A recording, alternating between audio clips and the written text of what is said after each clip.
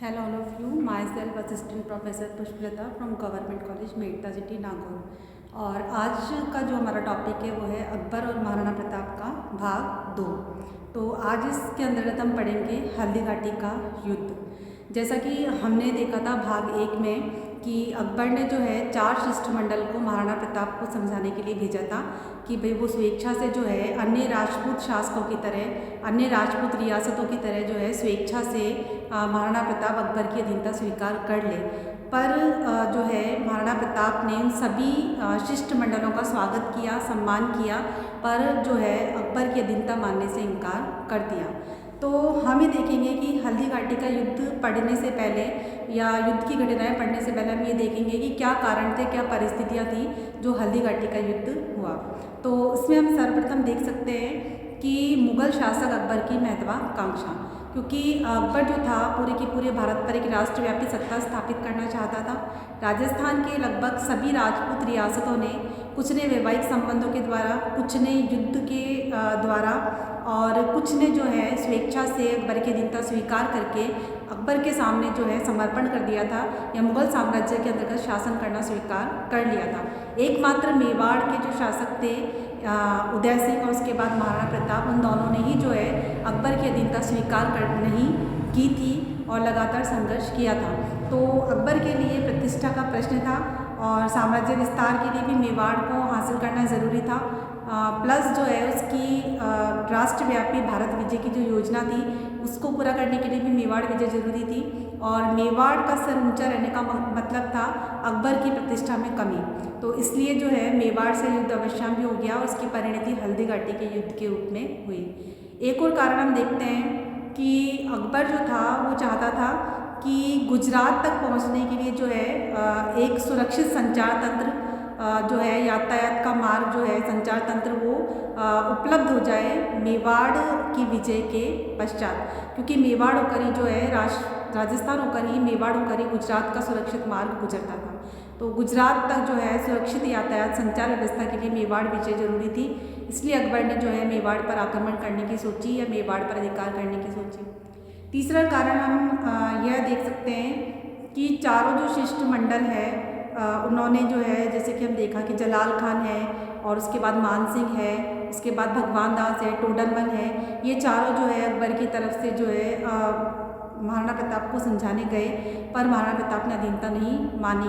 तो ऐसी स्थिति में जो है युद्ध अवश्यम्य हो गया और अकबर ने जो है इस युद्ध का, जो मेवाड़ के महाराणा प्रताप के खिलाफ युद्ध लड़ा जाना था मुगलों की तरफ से, उस युद्ध का सेनापतित्व किसको सौंपा? मान सिंह को सौंपा।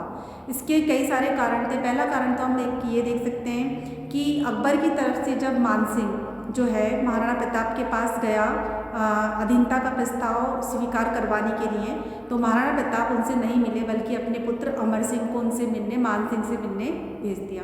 मान सिंह ने इसे अपना जो है अपमान समझा था और अकबर को ये प्रस्ताव दिया था कि अगर भविष्य में कभी भी मेवाड़ के खिलाफ कोई संघर्ष होता है तो उसका नेतृत्व कौन करेगा? स्वयं मान सिंह करेगा।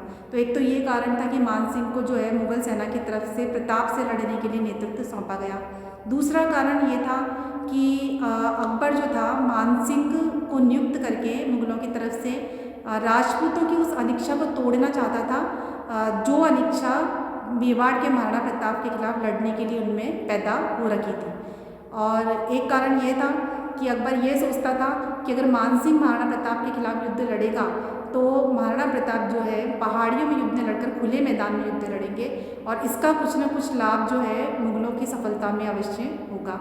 तो इन कुछ कारणों से जो है मान सिंह को मुगल सेना का सेनापतित्व दिया गया या सेनापति नियुक्त किया गया।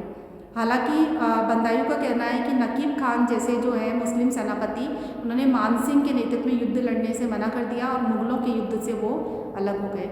कुछ भी हो, मान सिंह को जो है अकबर की तरफ से अकबर के प्रतिनिधि के तौर पर जो है हल्दी घाटी के युद्ध में जो है नियुक्त किया गया। और दूसरी तरफ मेवाड़ से कौन थे? महाराणा प्रताप थे। पूरी जो है युद्ध की तैयारियाँ हो चुकी थी।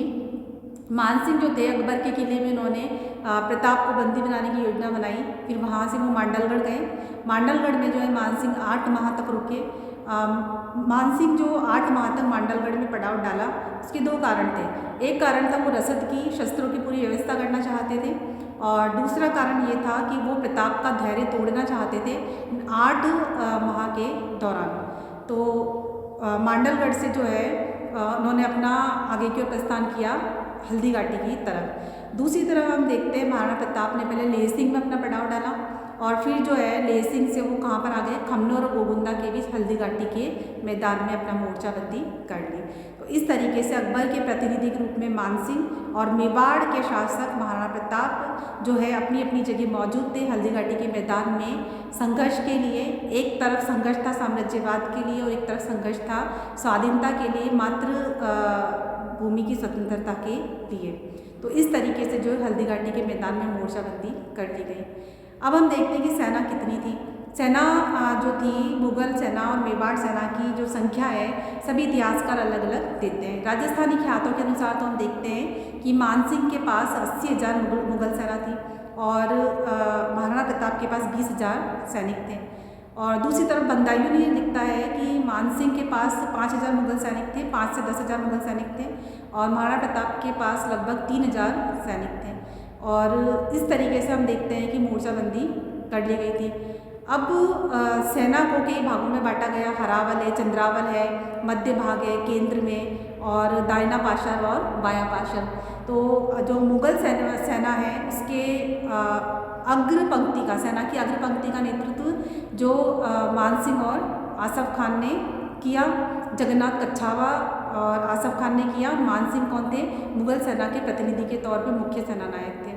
और दूसरी तरफ हम देखते हैं कि प्रताप की सेना के जो है अग्रभाग में हकीम खान सूर जो थे, मुस्लिम जो सेनापति थे, वो मेवाड़ी सेना का नेतृत्व संभाले हुए थे।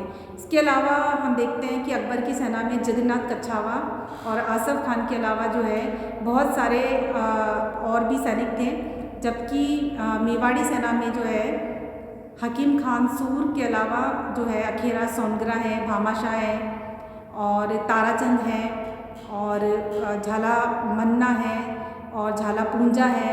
तो इस तरीके से जो कई सारे सेनापति मेवाड़ की तरफ से भी लड़ रहे थे। तो इस तरीके से युद्ध प्रारंभ हुआ 18 अप्रैल 1576 को, जबकि गोपीनाथ शर्मा जो है हल्दी घाटी के युद्ध की तारीख क्या देते हैं, 21 जून 1876। तो यहाँ पे तारीखों में कुछ मतभेद हो सकता है, पर इतना तो पक्का है कि जून के मध्य में 1800